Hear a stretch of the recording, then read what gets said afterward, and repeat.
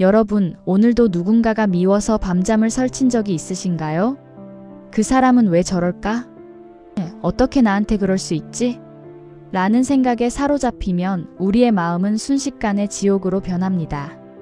상대는 코를 골며 잘 자고 있을지 모르지만 미워하는 마음을 품은 나는 스스로 독을 마시는 것과 같습니다.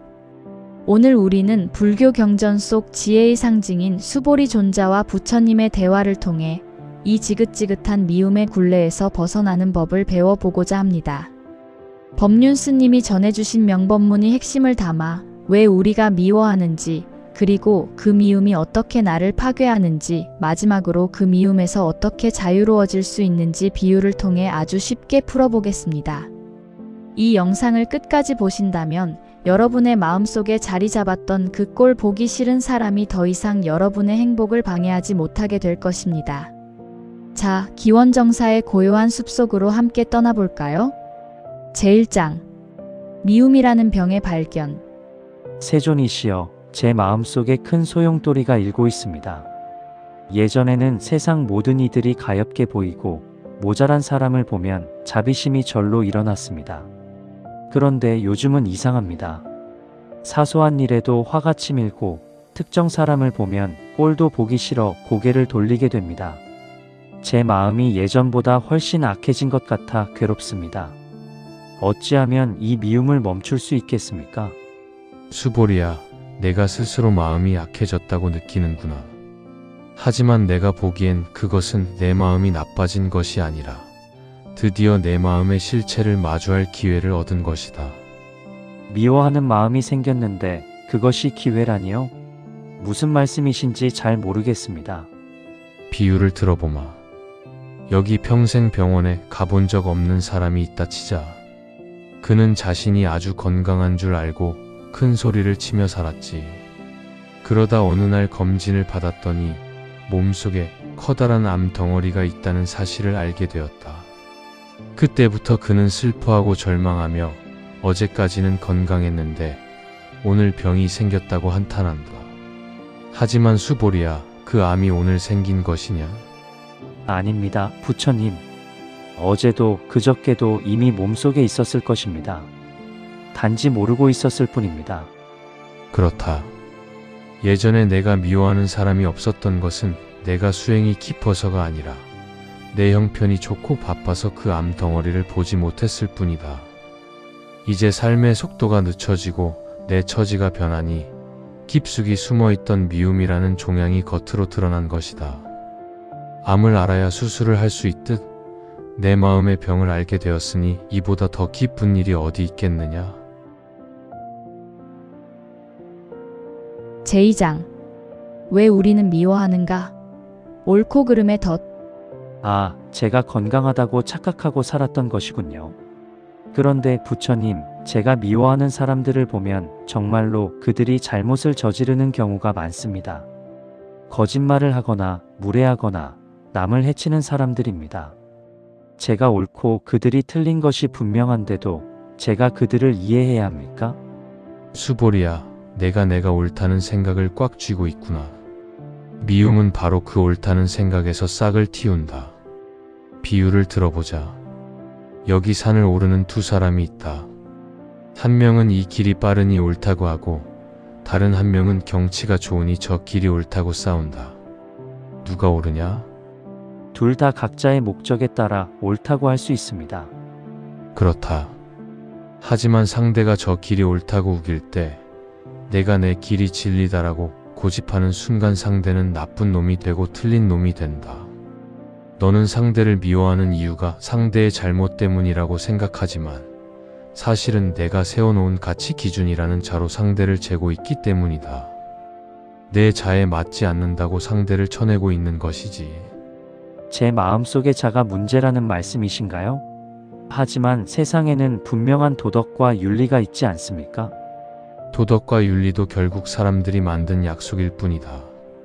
인도에서 옳다고 믿는 것이 중국에서는 틀릴 수 있고 옛날에 맞았던 것이 지금은 틀릴 수 있다.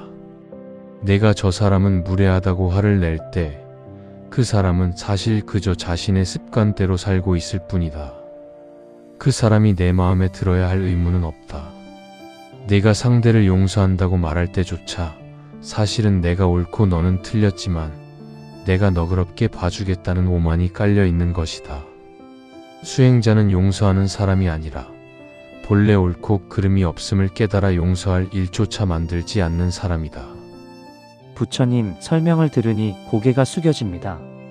하지만 꼴 보기 싫은 사람을 마주하면 순간적으로 피가 거꾸로 솟는 기분입니다. 그 불쾌함을 어찌 참아야 합니까? 수보리야, 내가 상대를 미워하며 사과를 요구하고 그 사람이 불행해지길 바랄 때 너는 이미 그 사람의 종이 된 것이다. 종이라니요? 제가 어떻게 미워하는 사람의 종이 된단 말씀입니까? 생각해보아라. 그 사람이 나쁜 말을 한마디 던지면 내 기분이 하루 종일 지옥이 된다. 그 사람이 사과를 하면 기분이 좀 풀리고 사과를 안 하면 분해서 잠을 못 잔다. 내 행복의 스위치를 누가 쥐고 있느냐? 바로 내가 미워하는 그 사람이 쥐고 있지 않느냐? 그 사람이 버튼을 누르는 대로 내가 울고 웃으니 이것이 종노릇이 아니고 무엇이겠느냐? 아, 제 행복을 그 사람의 손에 맡기고 있었군요. 나를 정말로 사랑한다면 어떤 상황에서도 나를 자유롭게 두어야 한다. 상대가 진흙탕에서 구르든 가시 돋친 말을 뱉든 그것은 그의 인생이다. 아, 저 사람의 처지에서는 저럴 수도 있겠구나. 저 사람의 습관이 저렇구나라고 인정해버려라. 그것이 상대를 위한 자비라고 생각하느냐? 아니다. 그것은 바로 너 자신을 그 사람으로부터 해방시키는 가장 이기적이고도 거룩한 자기 사랑이다. 제사장. 습관의 힘을 이기는 방법 참회와 알아차림. 세존이시여, 이치는 명확히 알겠습니다. 하지만 제 몸에 밴 이 성질머리가 하루아침에 고쳐지지 않습니다.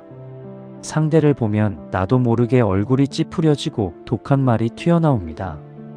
이 뿌리 깊은 습관을 어찌하면 좋겠습니까? 수보리야, 그것을 우리는 카르마엄라고 부른다. 수십 년간 쌓아온 습관이 어찌 한순간에 바뀌겠느냐. 그러니 연습이 필요하다. 첫째, 알아차림이다. 화가 탁 올라오는 순간을 놓치지 마라. 내가 지금 또 내 오름에 사로잡히네. 내가 또 저 사람의 종노릇 하려고 하네. 라고 스스로를 지켜보는 것이다. 알아차리는 순간 화의 불길은 힘을 잃는다. 둘째, 참회이다. 만약 알아차림을 놓쳐 화를 냈다면 나중에라도 깨달아야 한다. 아, 내가 또 놓쳤구나. 내 생각이 맞다고 고집하느라 나를 괴롭혔구나. 그리고 마음속으로 그에게 절을 하며 말해라. 당신이 옳습니다. 내가 내 생각에 빠져 당신을 미워했습니다. 미안합니다. 제가 잘못한 게 없는데도 당신이 옳습니다 라고 말해야 합니까? 그렇다. 그가 객관적으로 옳아서가 아니라 그 사람 입장에서는 그럴 수밖에 없다는 사실을 인정하라는 뜻이다. 내가 굽히는 것이 아니라 내 마음의 벽을 허무는 과정이다. 틈날 때마다 절을 하며 마음을 낮추어라. 고개를 숙일 때마다 내 오만함이 깎여나가고 그 자리에 평온함이 차오를 것이다. 수보리 존자와 부처님의 대화 어떻게 들으셨나요?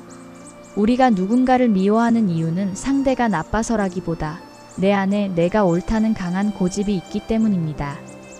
우리는 흔히 주관이 뚜렷한 것과 성질이 나쁜 것을 착각하곤 합니다. 진정으로 주관이 뚜렷한 사람은 남의 말에 흔들리지 않는 사람이지 남을 내 입맛에 맞게 바꾸려고 화를 내는 사람이 아닙니다. 내가 옳다는 자를 내려놓는 순간 역설적으로 우리는 가장 자유롭고 당당한 주인이 됩니다. 오늘부터 여러분을 괴롭히는 그 사람을 떠올려 보세요. 그리고 속으로 조용히 읊조려 보는 겁니다. 그 사람 입장에서는 그럴 수도 있겠다. 하지만 내 행복은 내가 지킨다. 미움이라는 감옥의 열쇠는 상대가 아니라 여러분 자신이 쥐고 있습니다.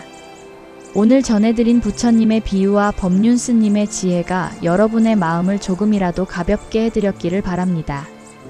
여러분의 마음 정원의 미움의 잡초 대신 이해와 자유의 꽃이 피어나길 응원합니다.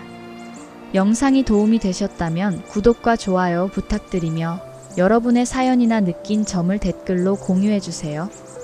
모두가 평온한 하루 되시길 바랍니다. 나무마 바냐 바라밀